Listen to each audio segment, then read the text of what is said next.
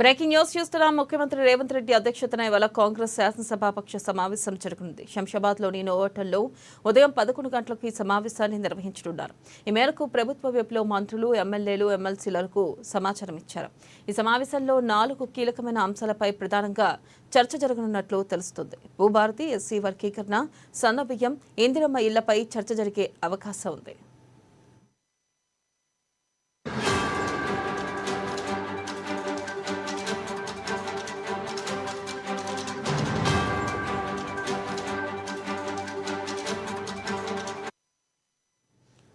ఇటీవల ప్రభుత్వం వరుసగా పలు ప్రతిష్టాత్మక నిర్ణయాలు తీసుకుంటుంది. దేశంలో మరెక్కడా లేని విధంగా రేషన్ కార్డు లబ్ధిదారులకు సన్నబియ్యం పంపిణీ, ఎన్నికల్లో హామీ ఇచ్చినట్లుగా ఎస్సీ వర్గీకరణ అమలు చేస్తూ జీవో జారీ చేసింది.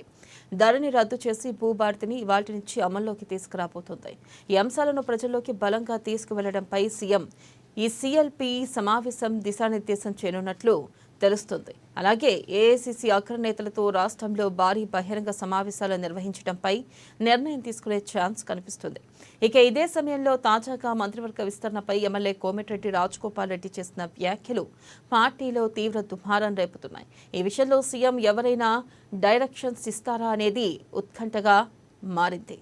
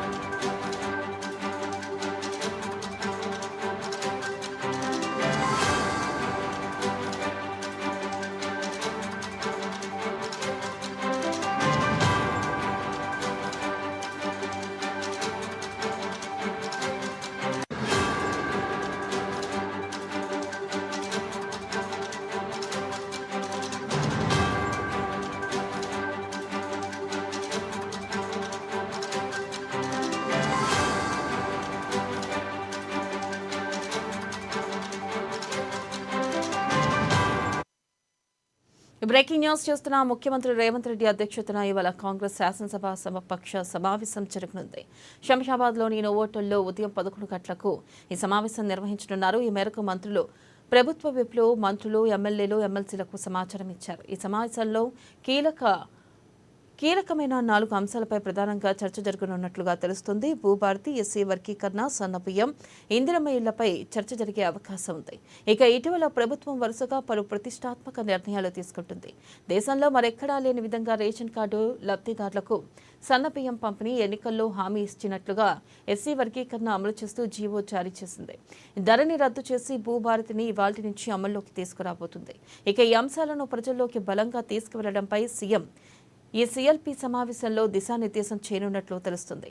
అలాగే ఏఐసీసీ అగ్రనేతలతో రాష్ట్రంలో భారీ బహిరంగ సమావేశాలు నిర్వహించడంపై నిర్ణయం తీసుకునే ఛాన్స్ కనిపిస్తుంది. ఇదే సమయంలో తాజాగా మంత్రివర్గ విస్తరణపై ఎమ్మెల్యే కోమటిరెడ్డి రాజగోపాల్ రెడ్డి చేసిన వ్యాఖ్యలు పార్టీలో తీవ్ర దుమారం రేపుతున్నాయి. ఈ విషయంలో సీఎం ఏవైనా డైరెక్షన్స్ ఇస్తారా అనేది ఉత్కంఠగా మారింది.